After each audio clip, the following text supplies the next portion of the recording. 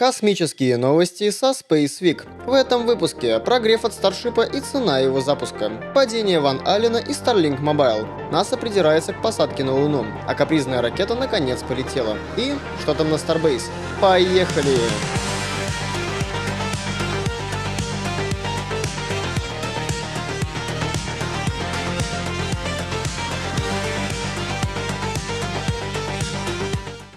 Привет, это Катя, и для начала я расскажу вам о запусках космических ракет.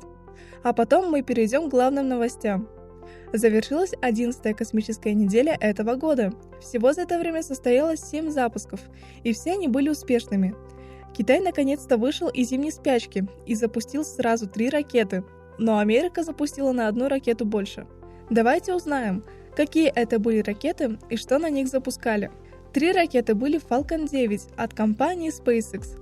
Они запустили 54 спутника Starlink и тяжелый геостационарный спутник связи EchoStar. Наконец-то полетела капризная ракета Альфа от компании Firefly и даже не взорвалась. Целью миссии была работа над ошибками, и в этот раз все получилось. Дальше будет летать уже новая исправленная версия ракеты Block 2. Китай на ракетах Long March разных модификаций запускал свои аналоги Starlink и экспериментальные спутники наблюдения. А теперь перейдем к новостям.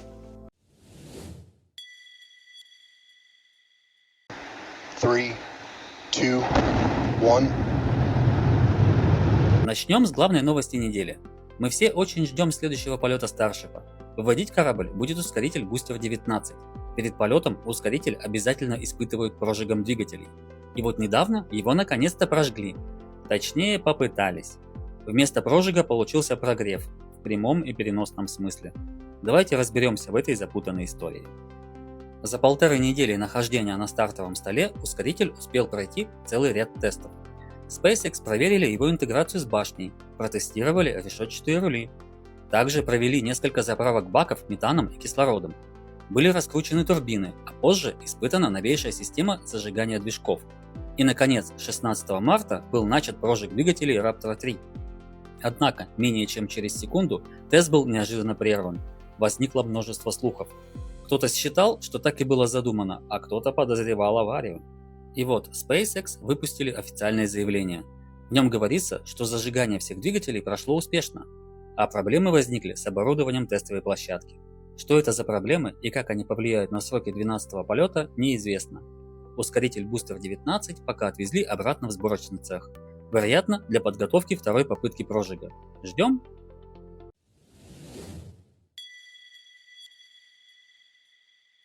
Сколько стоит полет Starship? Наверняка этот вопрос интересует многих. Казалось бы, задаваться им еще рано, ведь корабль даже не выходил на орбиту. Но, неожиданно, компания Voyager Space объявила о заключении контракта. Теперь официально цена запуска Starship составляет $90 миллионов США. Для сравнения, цена полета на Falcon 9 составляет $74 миллиона, а для Falcon Heavy от 100 и выше. В стоимость запуска на Starship входят услуги по доставке на орбиту, а также интеграция полезной нагрузки. Важно понимать, это не себестоимость запуска, а цена для клиента. Какая версия Starship будет запускаться, пока неизвестно. Полезной нагрузкой будет космическая станция Starlab, которая сейчас в стадии разработки. Вес станции будет 80 тонн, диаметр 8 метров, а корпус изготовлен из стали. По словам Voyager Space, спрос на станцию очень высокий. Все место на борту выкуплено. Одним из главных заказчиков оказалась немецкая биотехнологическая компания Юри.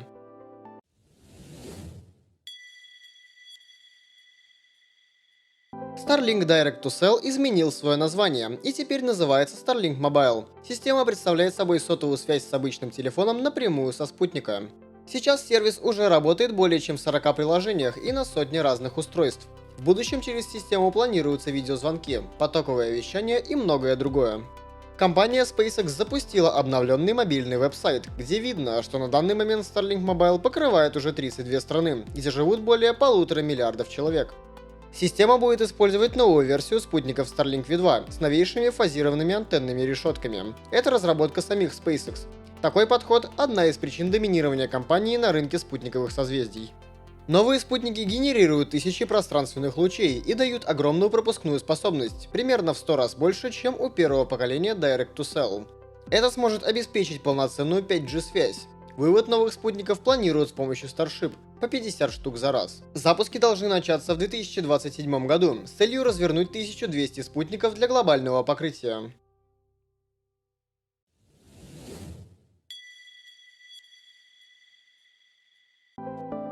Не успел отполыхать метеорит над Германией, как в атмосфере решил сгореть спутник НАСА. Космические силы США и НАСА подтвердили факт входа в атмосферу зонда Ван Аллен 11 марта в 6:37 утра по восточному времени. Аппарат проработал на орбите почти 14 лет после своего запуска, хотя изначально был рассчитан на 2 года. По данным космических сил США, фрагменты зонда могли не догореть в атмосфере и достичь поверхности, как это недавно сделал астероид над Германией. К облегчению, предполагаемая точка падения находится в 1500 километров от побережья Южной Америки. Спутник Ван Аллен упокоился с миром на дне Мирового океана. Зонд Ван Аллен был запущен 30 августа 2012 года. Со своим напарником он собирал важные данные о 2 радиационных поясах Земли. Тех самых поясах Ван Аллена, в которых задерживаются частицы от космической радиации и солнечных бурь. Но полет через пояса опасен для человека и может повредить технику, поэтому их изучение крайне важно для полетов людей к Луне и дальним планетам Солнечной системы.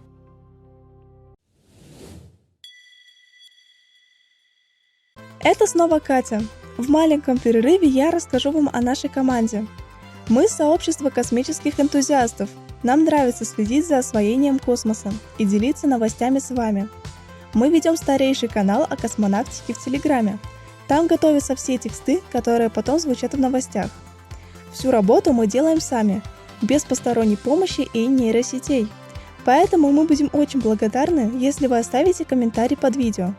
Нам нужна ваша оценка.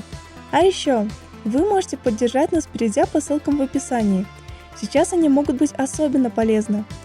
А если вы еще не подписаны на канал, пожалуйста, подпишитесь. Это очень важно для развития. Спасибо вам. А теперь возвращаемся к новостям.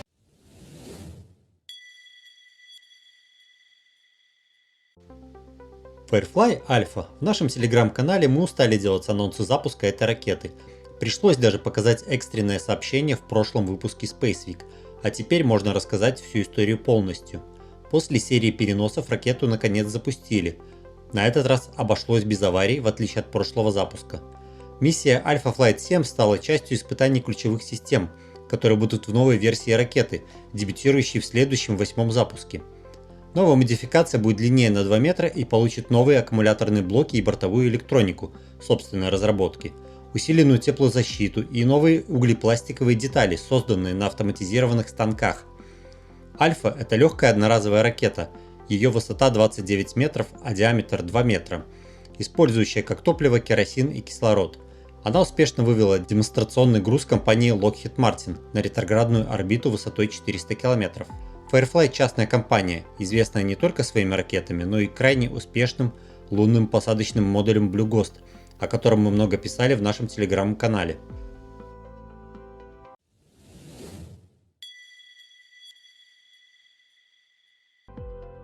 Генеральная инспекция НАСА опубликовала новый отчет о разработке посадочных аппаратов лунной программы Артемида.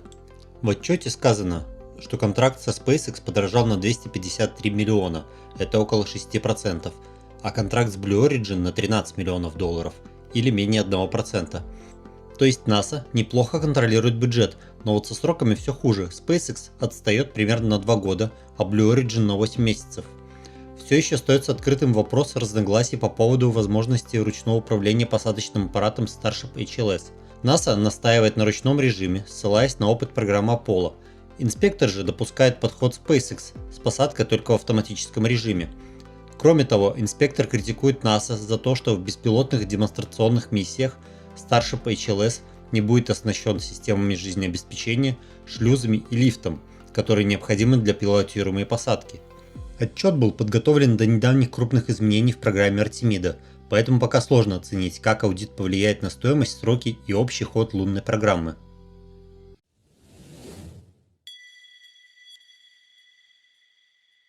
Вернемся к новостям наших любимчиков SpaceX. На Starbase не теряют времени зря и готовят все новые и новые старшипы.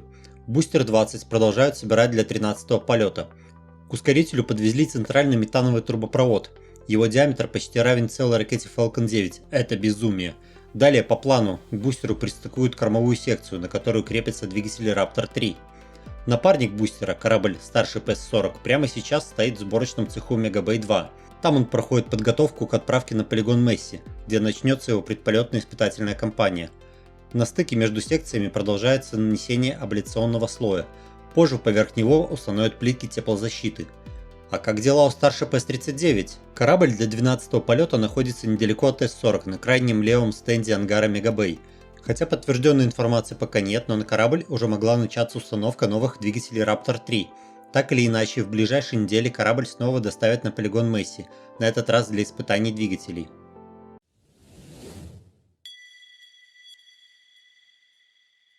Кажется, пора прощаться. Но не спешите уходить. Давайте узнаем, какие интересные запуски нас ожидают в ближайшие дни. В воскресенье на МКС полетит ракета «Союз» с грузовым кораблем «Прогресс». Во вторник ожидается вторая попытка запуска частной немецкой ракеты «Спектрум» компании «Исар». Первая попытка окончилась зрелищным взрывом на прибрежных скалах. А в следующую пятницу, возможно, впервые полетит новая ракета «Союз-5». И на этом все. Большое спасибо за лайк, подписку и поддержку. До встречи через неделю на Space Week.